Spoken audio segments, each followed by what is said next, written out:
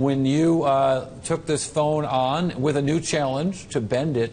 What did you find in terms of just physical durability of the phone writ large and bending in particular? Well, I mean, we found that the phone does indeed bend, but we found that a lot of phones actually bend, and it's really just a matter of how much force is applied. And in our estimation, or not in our estimation, in our testing, we found that that it takes around 70 pounds of force to bend the iPhone 6 to where you can measure it. You know, we put a little measuring device right underneath the actual, it's like a fulcrum that comes down and actually imparts force in a very, very precise way in something called an Instron test machine. And so it took around 70 pounds of force for the 6 and around 90 pounds of force for the 6 Plus. Interesting. So the 6 Plus stronger than the 6, both of them bendable. Louis, you've taken some heat online. I was sort of a little bit surprised. People calling the thing a fraud, calling your test a fraud. Yeah. There's like a grassy knoll kind of thing where people are looking at the video. And let me ask you about that first. Some people look at the video and show that when you show the bent phone, it has an earlier time frame stamp on it than the unbent phone. Can you explain that grassy knoll issue? Sure.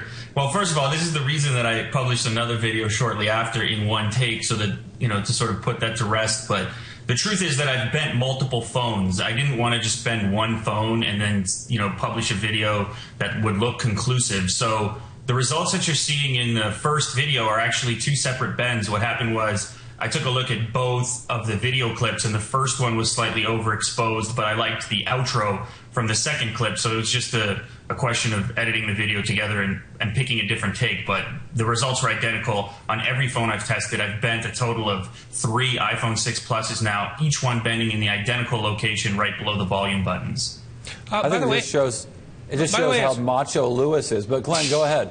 I was going to say, by the way, our test is in no way implying that Lou's test was in any way fabricated. Actually, what we, I think, found was that actually the human hand can actually impart quite a bit of force.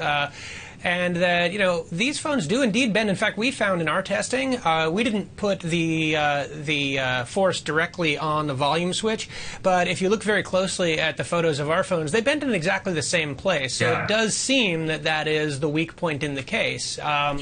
It's right at the end. I've been looking at the internals because after I'm done with these things, I essentially have a phone that's chopped in half. And right at that point where it bends, there's a screw, and it's the end of a titanium reinforcement. And you're left with simply the sheet of aluminum at that point.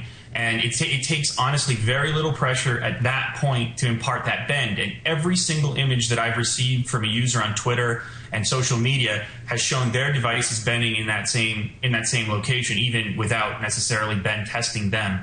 So the device being so big, when a person puts it into their pocket, if they're wearing tight enough pants and their pants are actually on their waist, that portion there can sometimes end up right where the hip meets the thigh.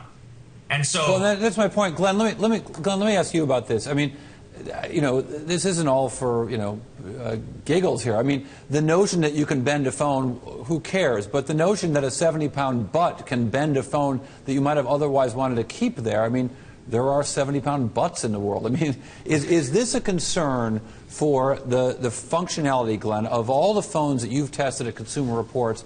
Is this phone more malleable, more fragile than other phones on the market?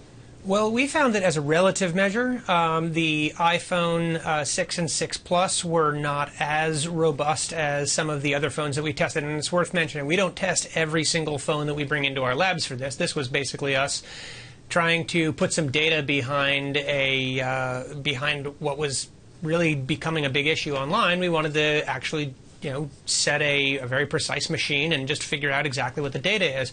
And I think that the conclusion we came to was that, yes, these phones are, as a relative measure, a little weaker than than phones from, for instance, Samsung. We tested the Galaxy Note 3 that actually managed to spring back to form quite effectively until we reached 150 pounds of force, in which case, and then it just completely shattered.